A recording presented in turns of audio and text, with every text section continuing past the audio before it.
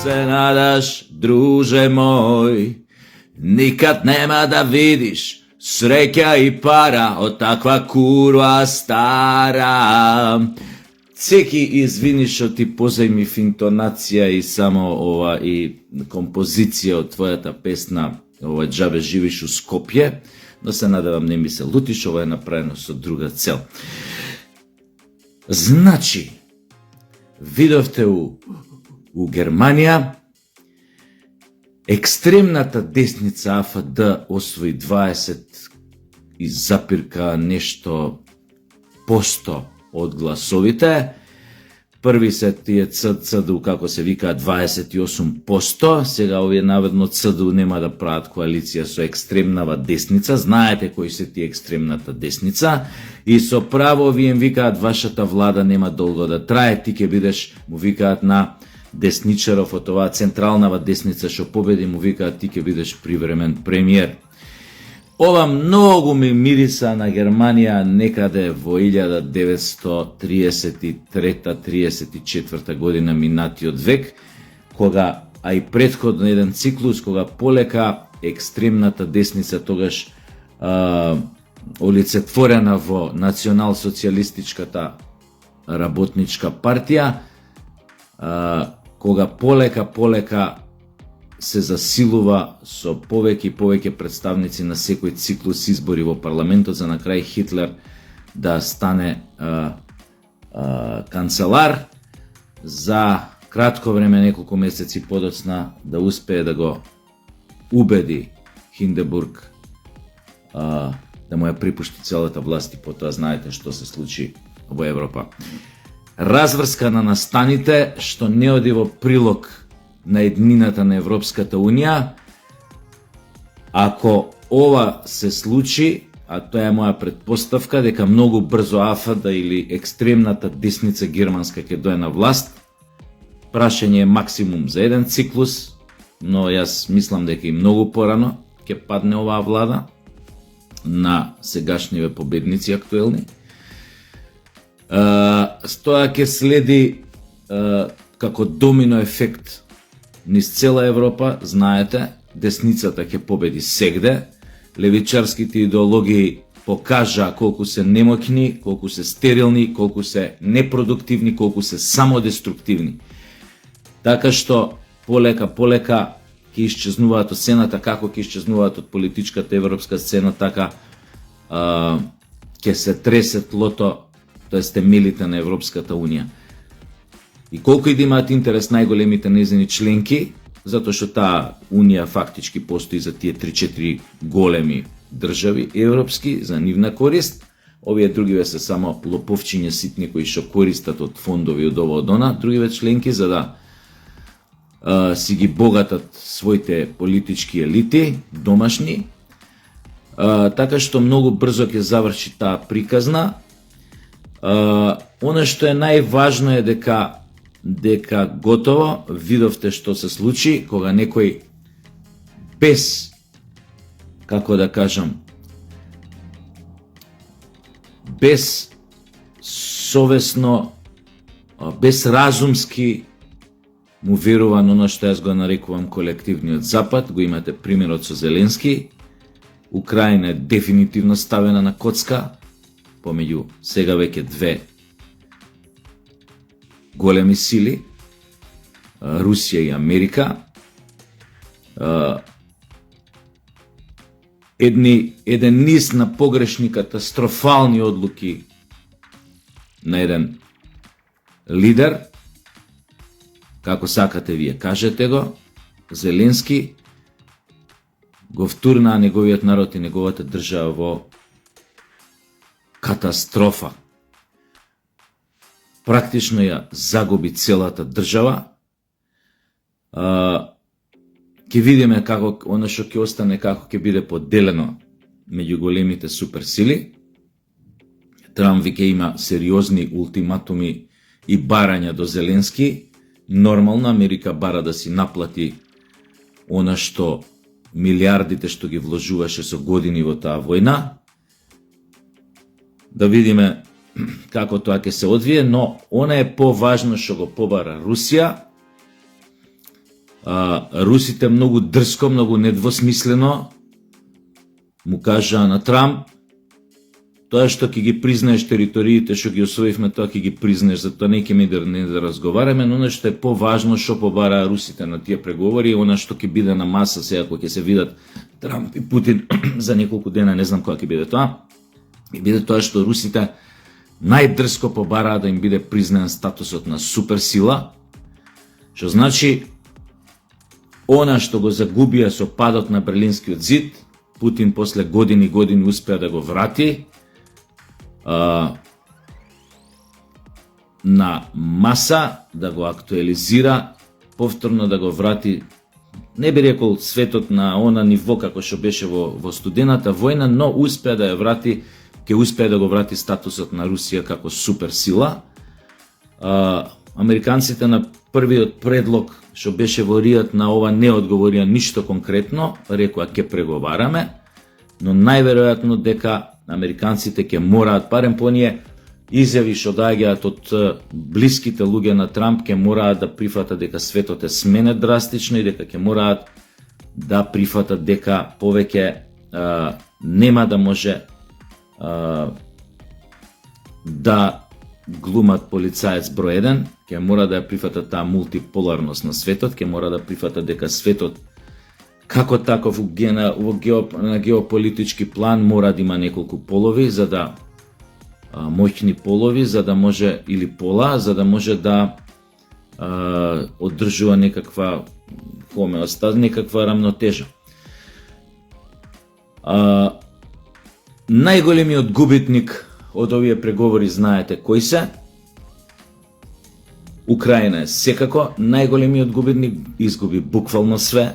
Украина е уништена држава, со тотално растурена, разбиена инфраструктура. Да не кажам дека преку 10 милиони луѓе се одселија, избегаа од Украина за време на војната. Неколку стотици илјади луѓе ги загубија животите, тие бројки никој не ги знае. Тие веројатно ќе се откријат после години. И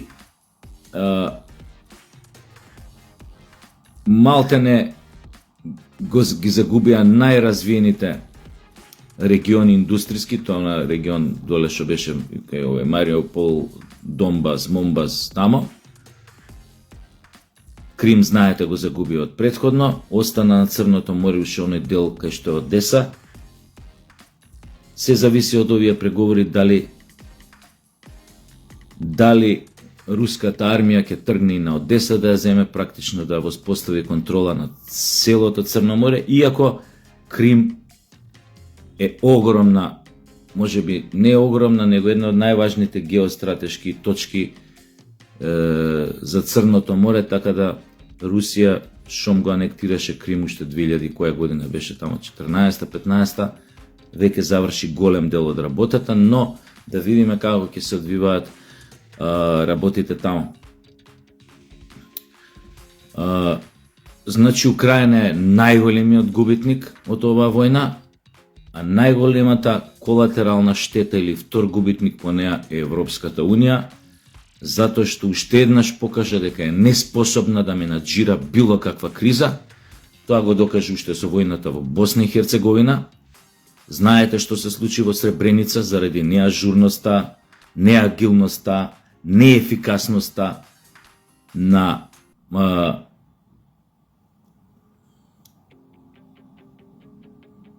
европските бюрократи, како и на овие што беа нели силите на Унпервор, кои во тоа време нели беа од Холандија, распоредени во тој регион, но небитно, тоа е само еден дел од таа војна. Вториот е побитен, дека не успеа, додека тие беа во преговарачките процеси, не успеа да ги помират страните, не успеа да донесат мир во кога почна граѓанската војна во Југославија, во Хрватска и во Босна. Фактички тамо траеше колежот се додека не влезе тешката дипломатија или булдожерската дипломатија на американците. Истото се случи подоцна и кога беше војната кај нас 2001, додека не влегоа американците, Европската унија беше немоćна да ја менаџира таа криза, напротив, лута низ таа криза како муви без глава, или можеби пак ја кажам тоа беше сето смислено, за да влезат американците да расчистат работа. И истото тоа се покаже и во оваа украинска војна за време на траењето на оваа украинска војна. Што значи, тој неефикасен бирократски апарат, после оваа војна меѓу Русија и Украина, ќе биде уште понеефикасен, затоа што сватија, поготово сега откако Трамп им кажа каде им е местото, сватија дека се едноставно немоćни самите да се одржат на она што ќе биде политичка и геополитичка сцена во наредните 10, 20, 30, 40 години. Вакви какви што се, едноставно се немоćни и неефикасни, зависни буквално од американците во било која смисла.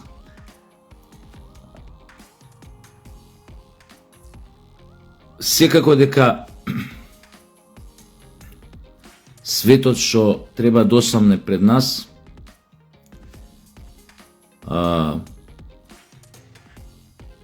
влева малку поголема надеж од оној свет во кој што живеевме последниве 20 години, кој функционираше така како функционираше, кој што беше управуван така како што беше управуван, но исто така не смее да се заборави дека да,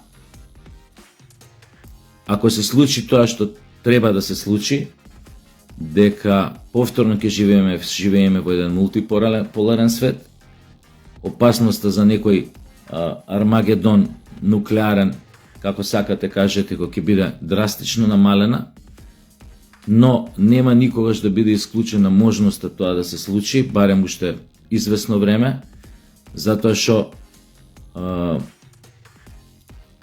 под вакви околности секогаш е можно, и особено кога доаѓа до вакви тектонски геополитички промени во светот и идеолошки, секогаш е можно да се отвори некоја нова опасна невралгична точка било каде во светот кој што може да го запали бурето барут. Иако ја мислам дека ако успеат да изменаџираат сега мир во Украина, дека Путин известно време Русија ќе се смири, затоа што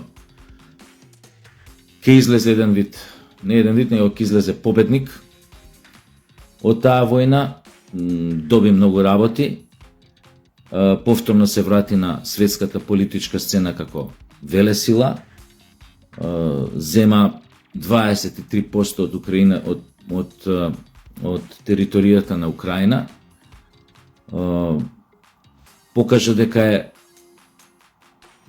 е страшно моќна и организирана, и што е најважно од се, Путин со оваа војна наместо да ја доживее судбината што му ја прорекува европјаните, дека набрзо ќе биде убиен, ќе умре од рак или од Паркинс или од не знам шо, дека Русија економски ќе пропадне, ќе осиромаши, дека ете ги не имаат оружје уште за 6 месеци да војуваат, и таквите луди спинови што ги правеа овие европскиве бирократи од Европската унија и нивните спинери, излезе дека Путин уште повеќе зацврсти својата власт и дека успее да ја наметне Русија како сериозен играч во секоја геополитичка партија шах што ќе се игра наредниве години. Тој им беше целта кога дојде на власт, тој дојде со таква цел. Елцин го назначи за свој фактички заменик своевремено пред да бидат изборите, која и официјално го избра за председател, го назначи со таа цел, или му беше кажано на Елцин поточно да кого да назначи за да го наследи, и токму беше поставен од некоја руска, да ја наречам политичка патриотска елита олигархиска или не знам како сакате кажете, токму беше поставени со таа цел, да ја направи повторно Русија голема, достоинствена, важен играч во светот, на политички и секаков друг план.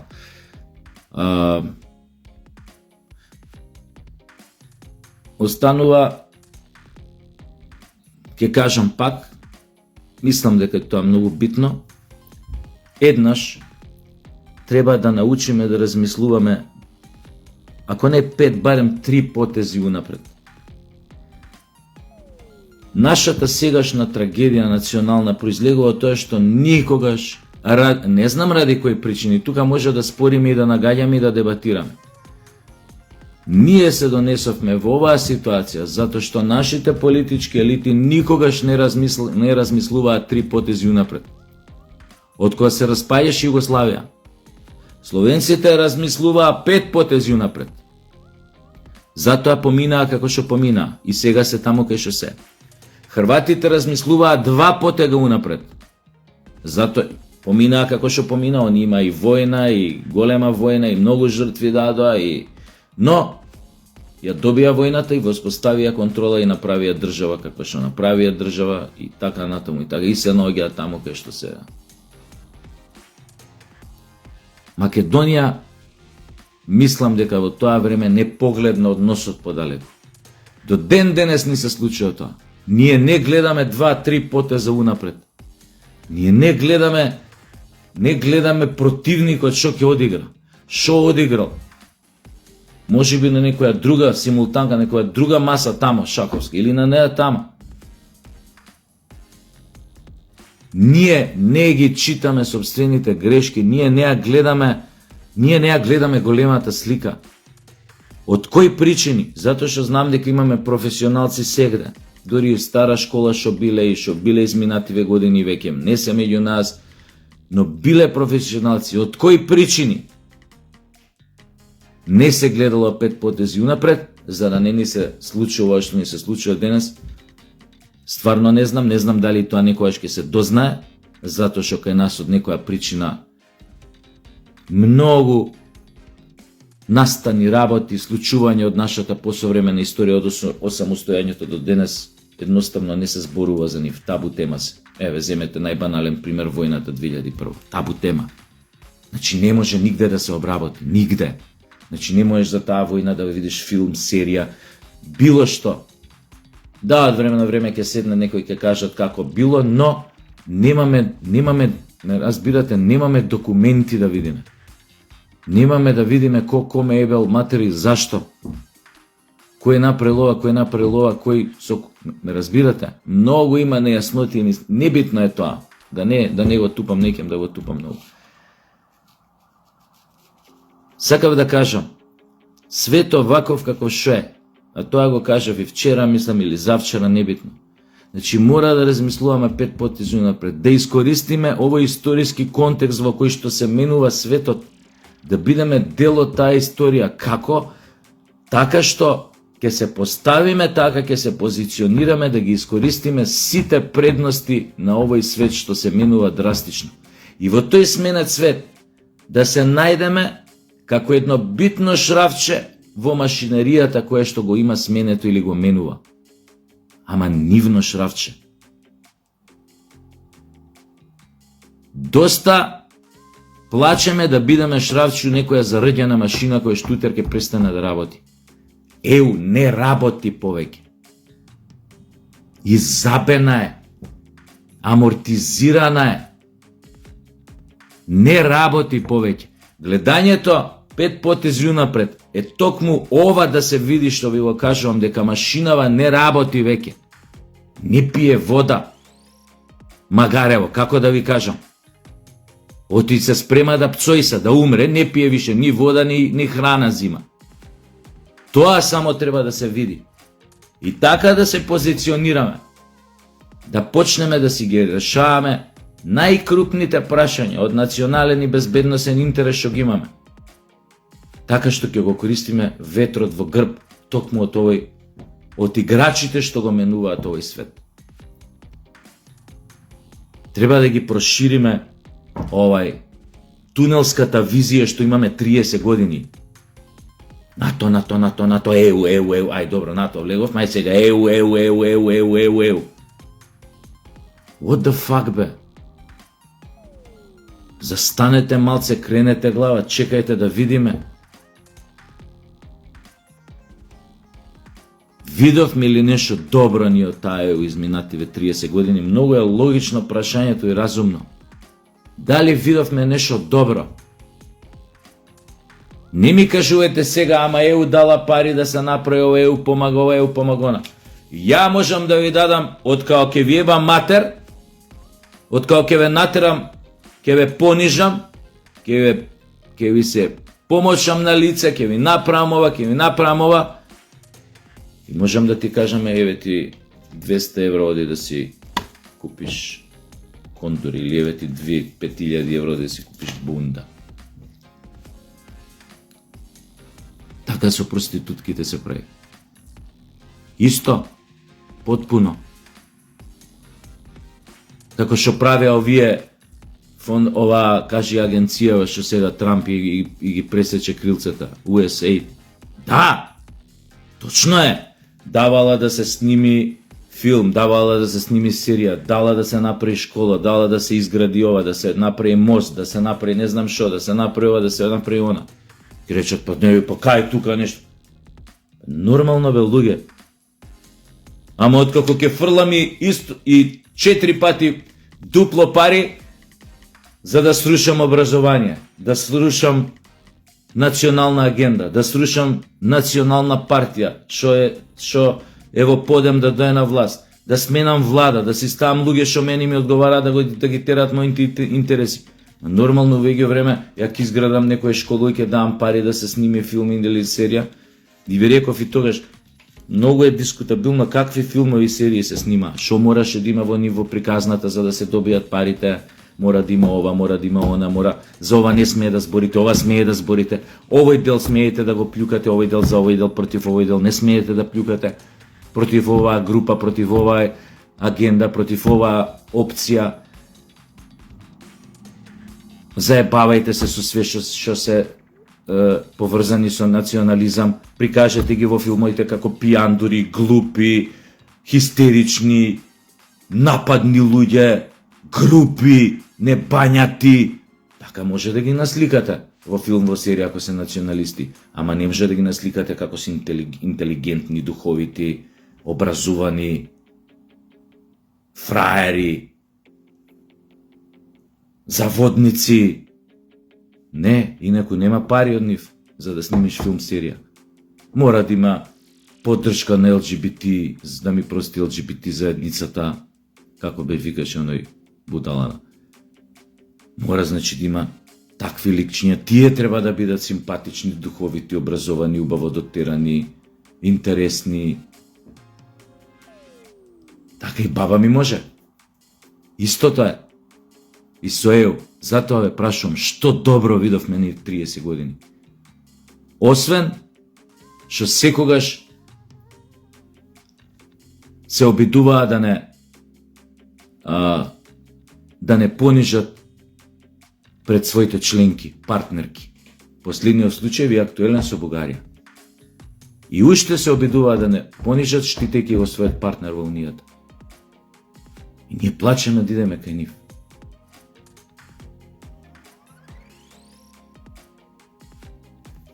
Ке завршам со реченицата. Не барајте чест помеѓу курви и лопови. Никогаш.